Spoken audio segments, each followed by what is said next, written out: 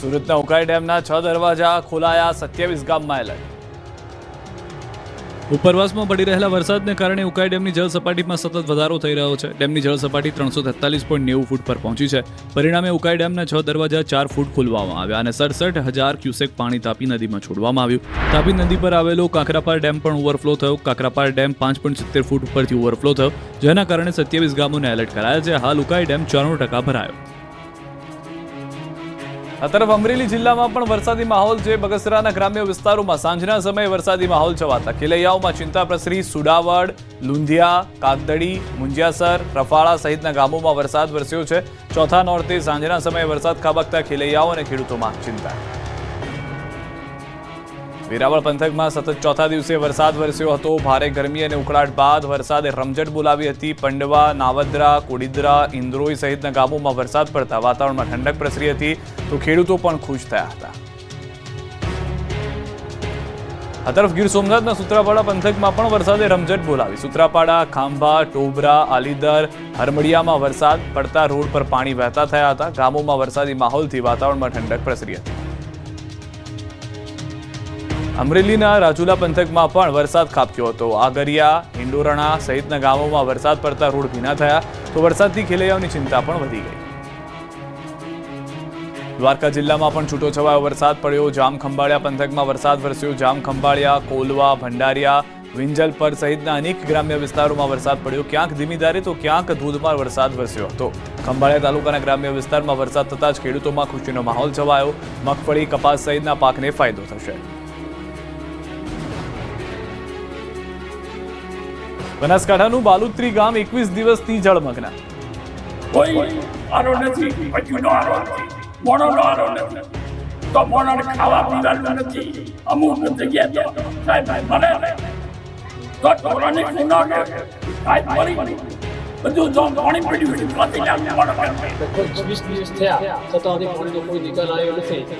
અમારે 18 તારીખે પણ અમે આવીને આવેદનપત્ર આપ્યું હતું. એસડીએમ સાહેબ પણ આવ્યા હતા ને 48 કલાકનો મને ટાઈમ આવ્યો હતો, પણ હજી કોઈ નિકાલ થયો નથી. અમારી શાળા બંધ છે, અમારા દવાખાના બંધ છે, હેડવાનો કોઈ માર્ગ નથી, રોગચાળો ફાટી નીકળ્યો છે. અમે ખૂબ તકલીફમાં હવે મેં કોઈ ભૂખ હડતાલ પર બેસવા આવ્યા. કાકાના આ શબ્દો સાંભળી આંખમાં જરૂર પાણી આવી જશે, કેમ કે કાકાનું ગામ જ પાણીમાં છે. વાત છે બનાસકાંઠાના બાલુત્રી ગામની. અહીં અતિભારે વરસાદ પડ્યાના 21 દિવસ થઈ ગયા છતાં ગામમાંથી પાણી ઓસર્યા નથી. 25 દિવસ પહેલા પડેલા અતિભારે વરસાદે સમગ્ર બનાસકાંઠા જિલ્લામાં તારાજી સર્જી. ખાસ કરીને વાવ, થરાદ અને સુઈગામ પંથકમાં વાહન વ્યવહાર સાથે સાથે જનજીવન પણ ખોરવાયું. ત્યારે આ વરસાદ રોકાને 21 દિવસ બાદ પણ વાવ તાલુકાના બાલુત્રી ગામની કપરી પરિસ્થિતિ જોવા મળી.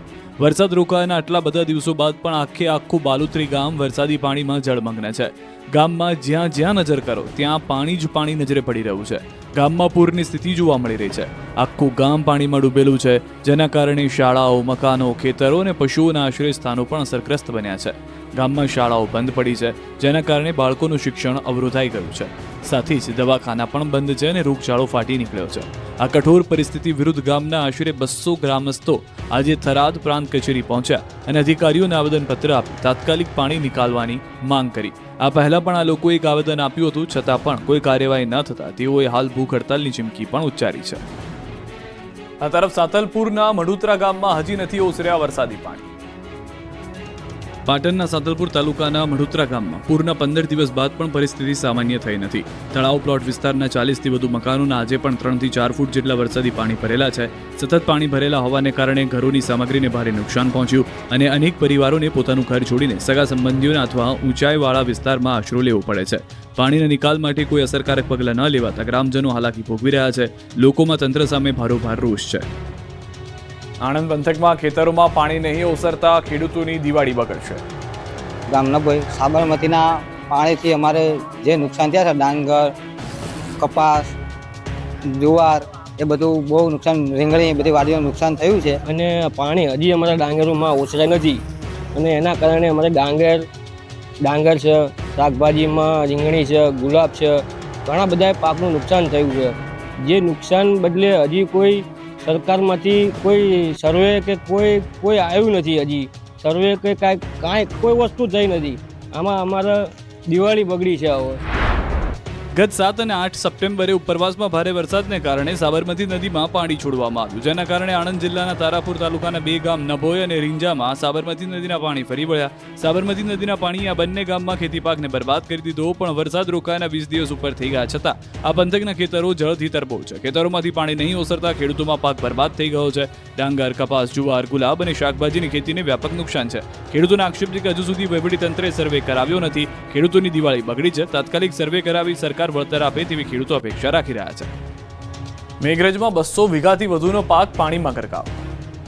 જો સોયાબીનનો પાક હતો તે બિલકુલ કળવાઈ ગયેલો છે તથા પીળીઓ નામનો રોગ આવ્યો, જેના કારણે બિલકુલ સિંગો બેઠેલ નથી અને કોઈ ઉત્પાદન થાય એવું નથી. પણ માણસને સોયાબીનનું કોણ પણ પાકે એવું નથી. સરકારશ્રી નમ્ર વિનંતી કે અમને કોઈ પણ વીમો પકવી અને અમને રાહત ફંડે કોઈ પણ પૈસા ચૂકવે. અરવલ્લીના મેઘરજના રેલાવાડા ગામે ખેડૂતો મુશ્કેલીમાં મુકાયા છે. વધુ વરસાદને કારણે 200 વીઘા કરતાં વધુ જમીનમાં કરેલ સોયાબીનનો પાક પાણીમાં ગરકાવ થયો, જેના કારણે ખેડૂતોને લાખોનું નુકસાન થવાની ભીતિ સેવાઈ રહી છે. ખેડૂતોએ સરકાર પાસે વળતરની માંગ કરવી છે. ચાલુ વર્ષે ચોમાસામાં શરૂઆતમાં વરસાદ આવ્યા બાદ વાવેતર કર્યું, જો કે આખરે ભારે વરસાદ થતાં ખેતરોમાં પાણી ભરાઈ ગયા. સોયાબીનના પાકને ભારે નુકસાન થયું. છોડ સંપૂર્ણપણે પીળો પડી ગયો. આ પીડિયાનો રોગ લાગુ પડતા હવે સોયાબીન બિલકુલ ના પાકી શકે તેવી સ્થિતિ છે. ત્યારે ખેડૂતોને લાખોનું નુકસાન વેઠવાનો વારો આવ્યો છે. ત્યારે ખેડૂતોએ તંત્ર પાસે કુદરતના પ્રકોપના ભોગ બનેલા ખેડૂતોને વળતર આપે તેવી માંગ કરી છે. ઉપલેટાના કોઝવે જર્જરિત બનતા લોકો પરેશાન. રાજકોટના ઉપલેટા પાસેનો મોજ નદી પરના કોઝવેના સમારકામની માંગ ઉઠી છે. મોજ ડેમ ઓવરફ્લો થવાથી છેલ્લા 20 દિવસથી નદી ઉપરનો કોઝવે તૂટી ગયો છે અને કોઝવેનો રસ્તો બંધ કરાતા 4-5 ગામના લોકોને 12 કિલોમીટર ફરીને જવું પડી રહ્યું છે. વળી કેટલાકને આ તૂટેલા કોઝવે પરથી નદીના પ્રવાહમાં જીવના જોખમે પ્રવાસ કરવા મજબૂર બનવું પડે છે. સ્થાનિકોની માંગ છે કે વરસાદે વિરામ લીધો છે અને તેથી આ કોઝવેનું તાત્કાલિક સમારકામ થાય. ગાંધીનગરના બહિયાલમાં નવરાત્રીમાં પથ્થરમારો થતા 60 તોફાનીની અટકાયત. ચાલુ ગરબામાં કોરવડ બાજુથી પથ્થરમારો થયો અને કોરવાઈન પથ્થર ગરબા ઉપર ચાલુ ગરબામાં પથ્થરમારો ચાલુ કર્યો. એકદમ પથ્થરમારો કરવા માંડ્યા અને જે અમારે ફળ્યું છે ને એ બાજુ એક બે નાની જગ્યા એવી છે કે જેથી બહારથી અંદર અવાય, તો એ બાજુથી બધી બારીઓ તોડી એટલે ચારે બાજુથી અમને ઘેરી જ લીધા. ગાંધીનગરના બહિયાલમાં મોડી રાત્રે 2 જૂથ વચ્ચે હિંસક અથડામણ થતા ભારે તંગદિલી સર્જાઈ. હિંસક ટોળાએ ગામમાં ચાલી રહેલી ગરબીમાં પથ્થરમારો, દુકાનમાં તોડફોડ અને આગચંપી કરતા ગામમાં ભયનો માહોલ સર્જાયો. 2 કોમ વચ્ચેની અથડામણ સોશિયલ મીડિયા પર સ્ટેટસ મૂકવા બાબતે થઈ હતી. 2 જૂથ વચ્ચે સામાન્ય બાબતે થયેલા ઝઘડાએ હિંસક સ્વરૂપ ધારણ કર્યું. ટોળા દ્વારા ગરબામાં પથ્થરમારો કરતા નાસભાગ મચી ગઈ, તો બીજી તરફ ટોળા દ્વારા ગામની 4 દુકાનમાં શટર તોડી આગ ચાંપી દેવામાં આવી હતી. સ્થિતિ વધુ ન બગડે તે માટે હાલ ગામમાં પોલીસના ધાડે ઉતારી દેવામાં આવ્યા અને પેટ્રોલિંગ હાથ ધરાયું. ઘટના સ્થળે પહોંચેલી પોલીસ પર પણ હુમલો કરાયો. તેમાં પોલીસના 2 વાહનોને નુકસાન પહોંચ્યું. સમગ્ર મામલે પોલીસે 60 શખ્સોને રાઉન્ડ અપ કર્યા. બીજા 20 લોકોના નામ ખુલ્યા છે તથા એસઆરપીની 2 કંપની ઉપરાંત 200થી વધુ પોલીસનો કાફલો તૈનાત કરાયો. હાલ ગામમાં કોમ્બિંગ ચાલુ છે અને સ્થિતિ કાબૂમાં છે. બીજી તરફ રેન્જ આઈજીએ બહિયાલ પહોંચી તપાસ હાથ ધરી હતી. આ મામલે 2 ફરિયાદ દાખલ થઈ છે. વઢવાણની ઓફિસમાં મહિલા દર્દીને યુવતીએ લાફા ઝીક્યા. સુરેન્દ્રનગરના વઢવાણ શહેરમાં એક હોસ્પિટલમાં મહિલાને લાફા મારવાનો બનાવ સામે આવ્યો. ધોળીપોળ વિસ્તારમાં આવેલી એક ખાનગી હોસ્પિટલમાં દાખલ મહિલા દર્દીને એક અજાણી યુવતી લાફા મારતી દેખાય. ઘટનાના સીસીટીવી ફૂટેજ સામે આવતા ચકચાર મચી ગઈ. ઘટનાના વિડીયોમાં સ્પષ્ટ દેખાઈ રહ્યું છે કે યુવતી કોઈ કારણસર હોસ્પિટલમાં દાખલ દર્દીને મહિલાને લાફા ઝીકે છે. ઘટનાની ગંભીરતા જોઈ તાત્કાલિક પોલીસને બોલાવવામાં આવી. હાલ પોલીસ સીસીટીવીના આધારે તપાસ હાથ ધરી ચૂકી છે. જોકે આ કેસમાં હજુ સુધી પોલીસ ફરિયાદ નોંધાઈ નથી. માંગરોળમાં સામાન્ય અકસ્માત થતા 2 પાડોશીઓ વચ્ચે ધીંગાણું થયું. માંગરોળમાં સામાન્ય અકસ્માત થતા 2 પાડોશીઓ વચ્ચે ધીંગાણું થયું. માંગરોળના સાવા ગામમાં વાહન અડી જવાની બાબતે 2 પાડોશીઓ ઝઘડી પડ્યા. ઇકો કાર બાઇકને અડી જતા મારામારી થઈ. શાળાએથી બાળકોને વાનમાં લાવ્યા બાદ પાર્ક કરતી વખતે વાન બાઇકને અડી ગઈ હતી. આરોપ છે કે બાઇક માલિક અને તેના પરિવારે આવીને વાન માલિકને લાકડી ધોકાથી માર માર્યો. આ બનાવમાં કેટલાક ઘાયલ થયા હતા. હાલમાં પીડિત પરિવારે